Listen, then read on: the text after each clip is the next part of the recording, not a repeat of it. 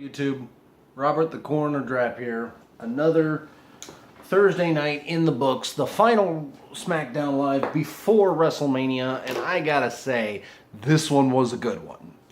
Straight out the gate, 7 out of 10. Really, really good. Rather 8. I'll give it an 8. Not a lot in this, really, because they didn't really need to do a lot. They had very, very little that need be done before WrestleMania, so that way they would have everything that they needed to have in place. Show starts with Daniel Bryan. He's coming out to oversee the contract signing between AJ Styles and Shane McMahon. He'll never not be over. It doesn't matter where he goes. He'll be followed by yes chants, kind of like Del Rio. Del Rio is constantly followed by C chants, so it's going to be a thing.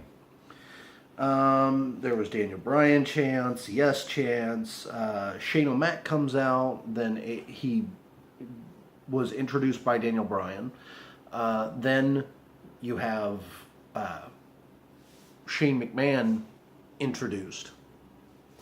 Shane McMahon introduced, then AJ Styles introduced with a lot of AJ Styles chants. As AJ comes out, you see Shane applauding. They both sit down, and frickin' Shano putting over AJ hard. Like, man, you're one of the greatest. Step in this ring. You've done so many amazing things all over the world. You're a great champion. You're a great wrestler. But if you don't bring your A game on Sunday, because I bring people to their limits, I take people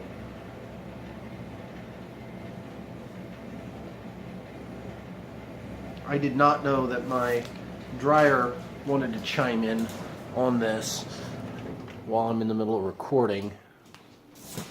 Real life. But no, he's like, I take people to their absolute limits. I absolutely make sure people dig down deep to have the grit to really go the distance. And he says, he calls AJ Styles really arrogant, and saying that his arrogance, because when he came in, he blew the doors down.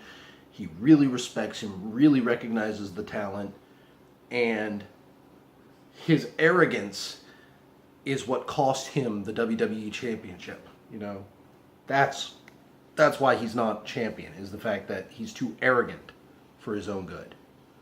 And says, if you don't bring your A game, how phenomenal will you feel when I have my hand raised at WrestleMania as winner? Wow. Just straight saying, you don't bring it, I'm going to beat your ass, basically. That's awesome. AJ points out that this is not a no DQ, not a street fight, not Hell in a Cell, not a ladder match, no tables.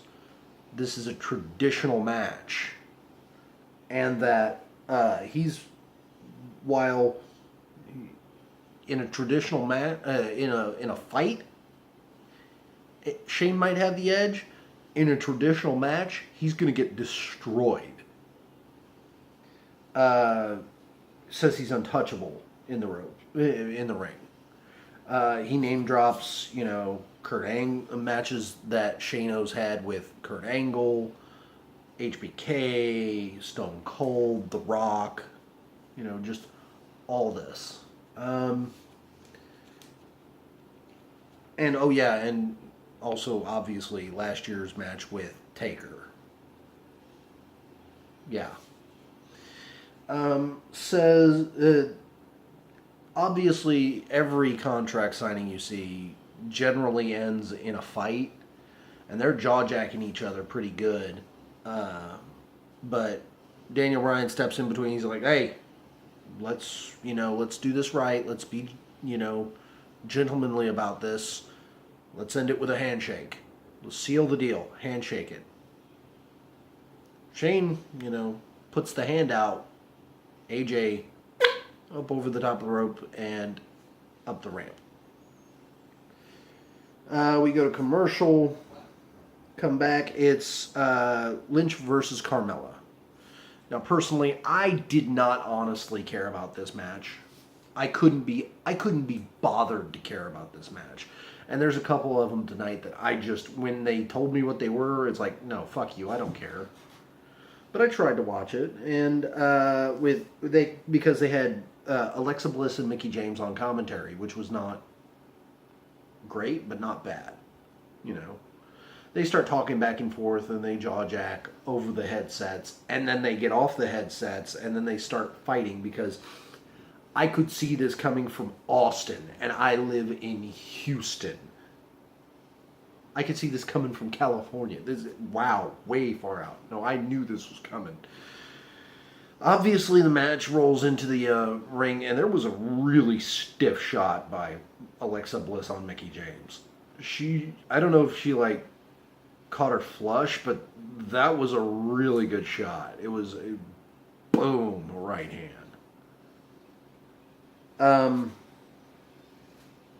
There was something else I wanted to mention before this happened. Carmella gave James Ellsworth her gum straight from her fucking mouth, and he put it in his. Oh, what the fuck? No. Fucking disgusting, dude. Fucking terrible.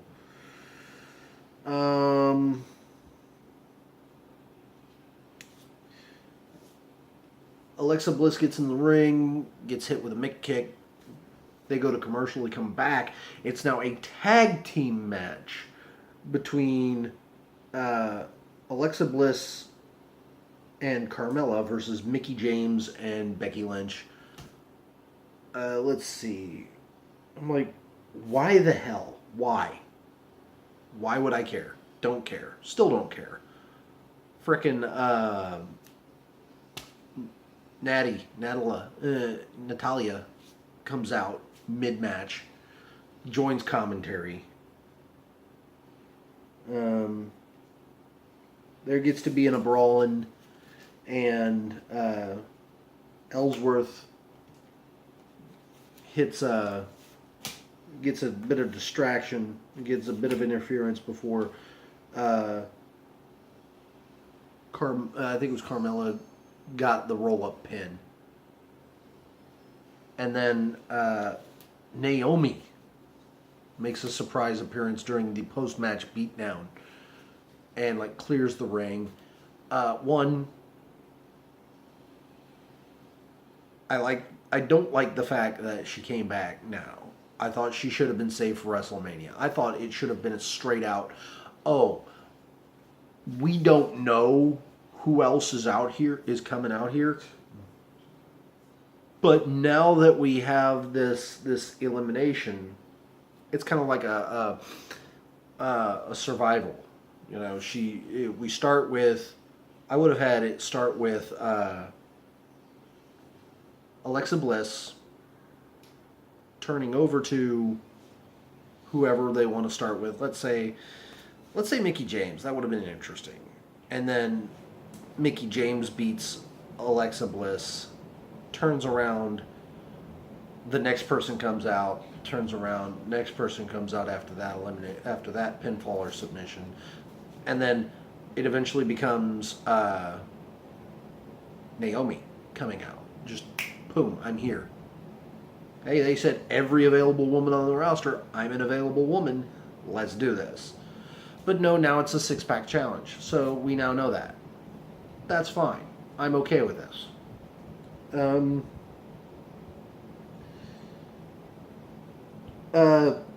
They go to commercial, they come back with, they cut to Daniel Bryan in the back on the phone with God knows who, and Tyler Breeze dressed up as Nikki Bella again.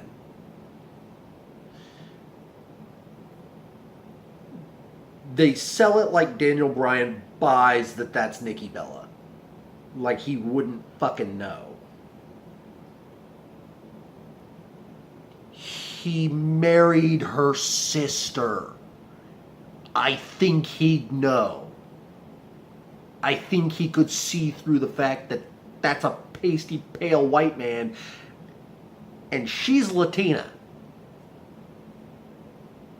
I think he could tell just a little. But no. He like straight frickin' buys it. Oh, no, I'm sorry. I'm sorry. That whole part where they got into that, and because he's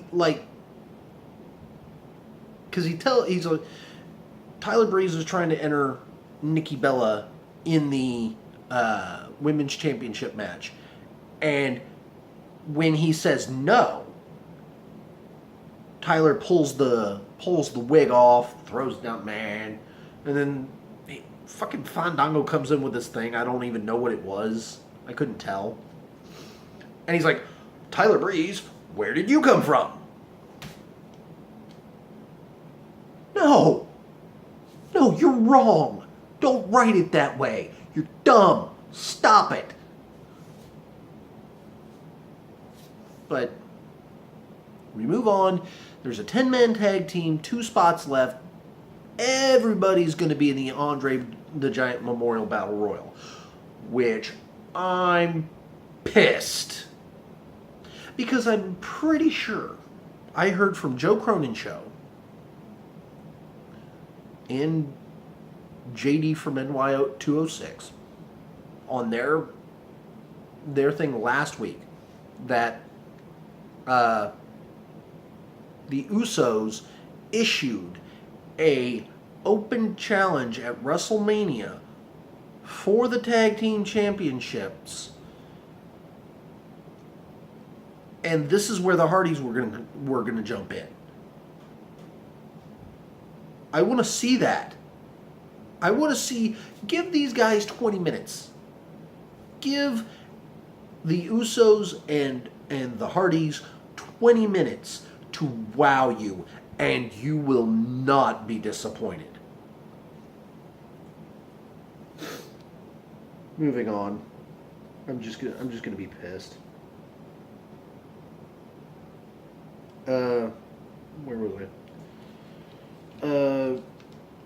There's a apparently Breezango is gonna be in the Andre the Giant Memorial Battle Royal with everybody else. We have the 10-man tag team match, which predictably boils down to a brawl. Dab it on him. Sorry. The predictable brawl happens. This then turns into like Mojo Rawley getting the pinfall on Fandango for whatever reason. Nobody cares. So we then get Miz TV with the Lost Episodes season, like the finale of that episode. It was priceless, and they even like stopped partway through and like, to be continued, right after this commercial break, and then they went to commercial and came back, and I was okay with this because it's like they acknowledge that they know they're on TV, that they know they have to cut for commercials. So why not just roll with it? Why not make it a part of the thing? And they did. And then the end of the thing was basically like Miz, since he's been playing Maurice, since he's been playing John Cena, he also was Daniel Bryan. He was like on his knees, pretending to be a very small child the whole time. And they keep bringing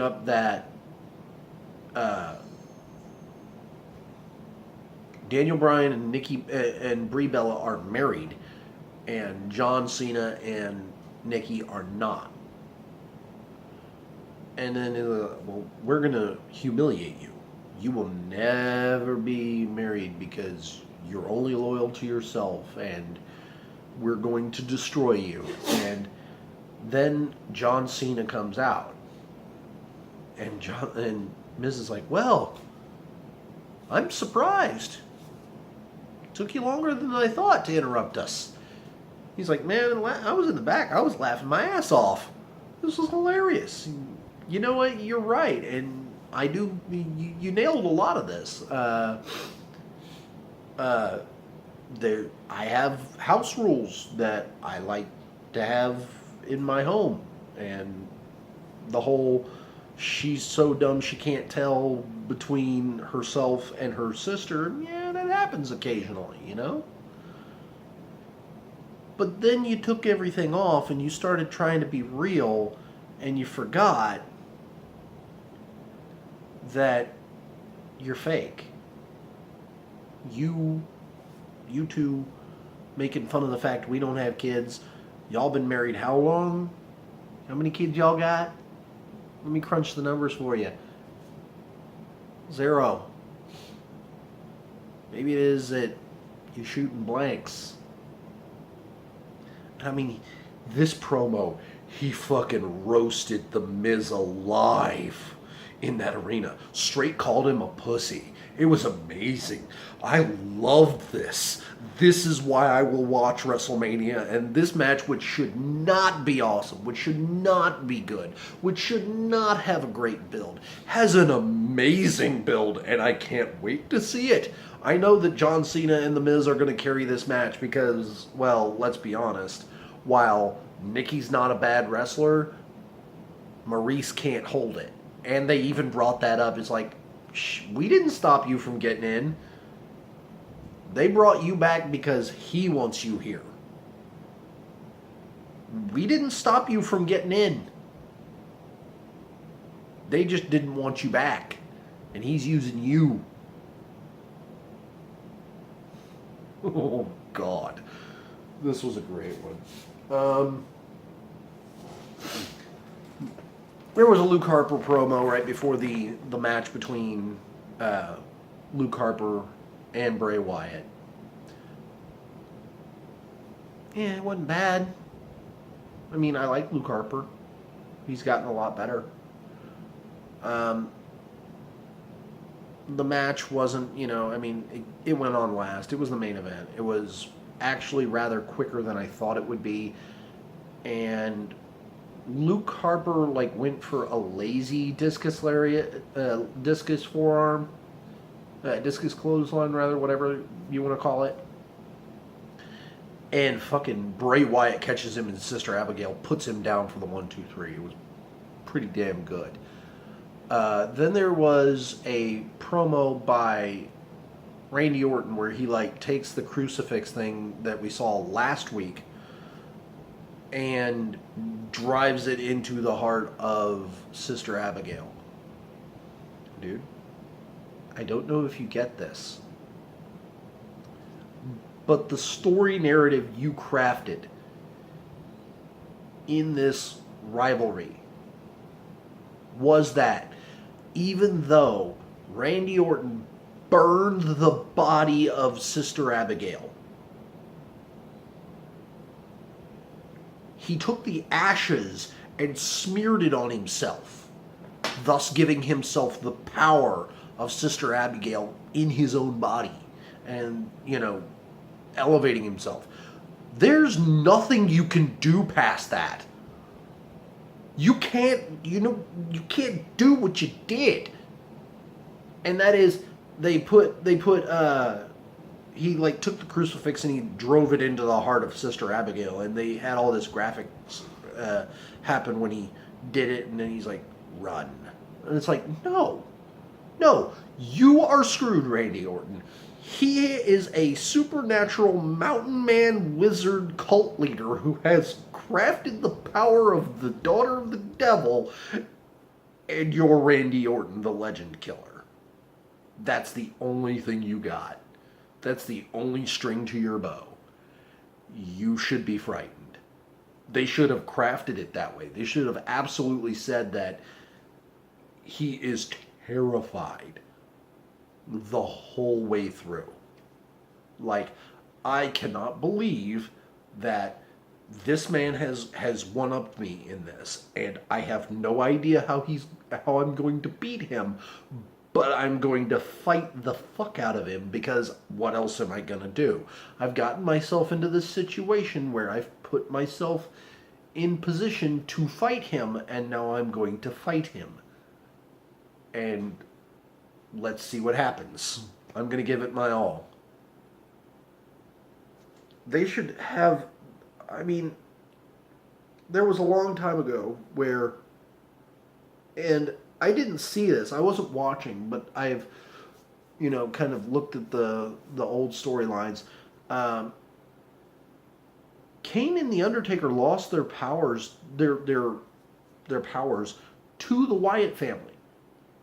Like, Bray Wyatt came out with the smoke and the lightning, and like, Luke Harper had the flame from the turnbuckles from Kane. It was amazing.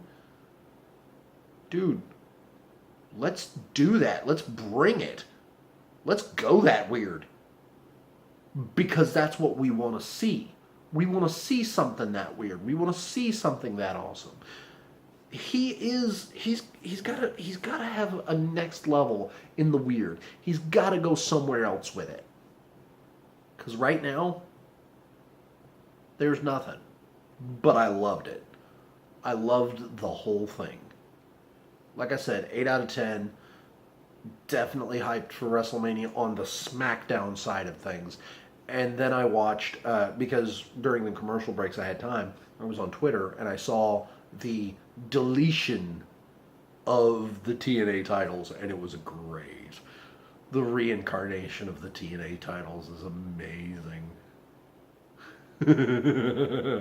I love the Hardys. I want to see so much from them in the WWE. I can't wait. It's going to be great. But that's the show tonight, folks. Thank you for watching. Please like, comment, subscribe, share, all those wonderful things that maybe keep me doing this for I don't know how much longer. So, see ya.